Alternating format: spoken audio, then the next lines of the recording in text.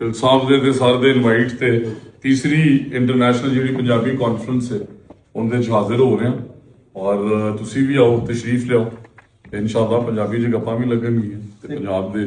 ਜਿਹੜੇ ਮਸਾਇਲ ਨੇ, ਕਲਚਰਲ ਮਸਾਇਲ ਨੇ, ਲੈਂਗੁਏਜ ਦੇ ਰਿਲੇਟਡ ਮਸਾਇਲ ਨੇ, ਔਰ ਜਿਸ ਤਰ੍ਹਾਂ ਢਿੱਲ ਸਾਹਿਬ ਨੇ ਕਿਹਾ ਕਿ ਉੱਥੇ ਫਿਰ ਗੁਫ਼ਤਗੂ ਵੀ ਹੋਏਗੀ, ਪੈਨਲਸ ਵੀ ਹੋਣਗੇ ਤੇ ਬਿਲਕੁਲ ਖੁੱਲ ਕੇ ਅਸੀਂ ਹਰ ਤਰੀਕੇ ਨਾਲ ਆਪਣੇ ਕਲਚਰ ਨੂੰ ਪ੍ਰਮੋਟ ਵੀ ਕਰਨਾ ਚਾਹੁੰਦੇ ਹਾਂ ਔਰ ਸ਼ਾਬਾਸ਼ ਦੇਣੇ ਐਸੇ ਮੁਜਾਹਿਦਾਂ ਨੂੰ ਜਿਨ੍ਹਾਂ ਨੇ ਹਰ ਹਾਲਾਤ 'ਚ ਇਨਸਾਨੀਅਤ ਦੀ ਵੀ ਖਿਦਮਤ ਕੀਤੀ, ਬਾਉਂਡਰੀਜ਼ ਜਿਹੜੀਆਂ ਨੇ ਉਹਨਾਂ ਨੂੰ ਖਤਮ ਕੀਤਾ, ਗਲੋਬਲ ਸਿਟੀਜ਼ਨਸ਼ਿਪ ਨੂੰ ਪ੍ਰਮੋਟ ਕੀਤਾ ਕਿ ਪੰਜਾਬੀ ਚੜ੍ਹਦੇ ਪੰਜਾਬ ਦਾ ਜਾਂ ਲਹਿੰਦੇ ਦਾ ਇਹਦੇ 'ਚ ਕੋਈ ਫਰਕ ਨਹੀਂ, ਬਟ ਪੰਜਾਬੀ ਜਿਹੜਾ ਹੁੰਦੀ ਆਪਣੀ ਵੀ ਇੱਕ ਸ਼ਨਾਖਤ ਹੈ ਔਰ ਇਸੇ ਵਾਸਤੇ ਲੈਂਗੁਏਜ ਤੋਂ ਰਿਲੇਟਡ ਜਿਹੜੇ ਇਸ਼ੂਜ਼ ਨੇ ਉਹਨਾਂ ਵਾਸਤੇ ਵੀ ਆਵਾਜ਼ ਬੁਲੰਦ ਕਰਦੇ ਰਹਿੰਦੇ ਨੇ। ਸਰ ਮੈਂ ਹਾਜ਼ਰ ਵੀ ਹੋਵਾਂਗਾ ਤੇ ਲਾਸਟ ਟਾਈਮ ਵੀ ਮੁਲਾਕਾਤ ਹੋਈ ਸੀ ਤੇ ਆਪਣੀ ਮਾੜੀ ਜੀ ਗਲਤੀ ਹੋਈ ਸੀ। ਮੈਂ ਹੁਣ ਇਹ ਵੀ ਤੁਹਾਨੂੰ ਇਹਦੇ ਸੱਦਾ ਹੈ ਵੀ ਤੁਸੀਂ ਆਓ, ਬਾਕੀ ਗੱਲਾਂ ਉੱਥੇ ਹੋਣਗੀਆਂ ਵੀ ਹੋਣਾ ਕੀ ਚਾਹੀਦਾ। ਜਿਵੇਂ ਲਾਸਟ ਟਾਈਮ ਤੁਸੀਂ ਕਿਹਾ ਸੀ ਕਿ 300 ਸਕੂਲਾਂ 'ਚ ਅਸੀਂ ਇਹਨੂੰ ਕਰ ਰਹੇ ਹਾਂ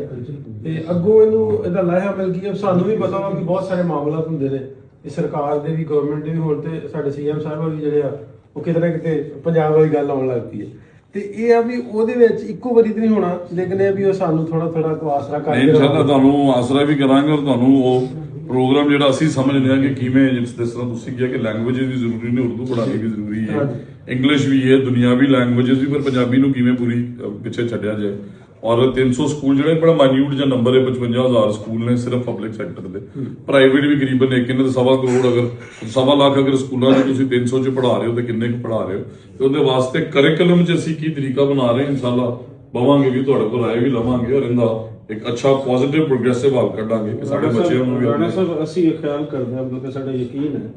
ਕਿ ਤੁਹਾਡੇ ਜੋ ਪੜ੍ਹੇ ਲਿਖੇ ਨੌਜਵਾਨ ਇਸ ਚੀਜ਼ ਨੂੰ ਸਮਝਣਗੇ ਕਿ ਲੈਂਗੁਏਜ ਦੀ ਕੀ ਇੰਪੋਰਟੈਂਸ ਹੁੰਦੀ ਹੈ। ਪੂਰੀ ਦੁਨੀਆ ਤੁਸੀਂ ਘੁੰਮਦੇ ਹੋ, ਤੁਸੀਂ ਬਾਹਰ ਦੀ ਯੂਨੀਵਰਸਿਟੀ ਤੋਂ ਵੇਖ ਕੇ ਆਏ ਹੋ,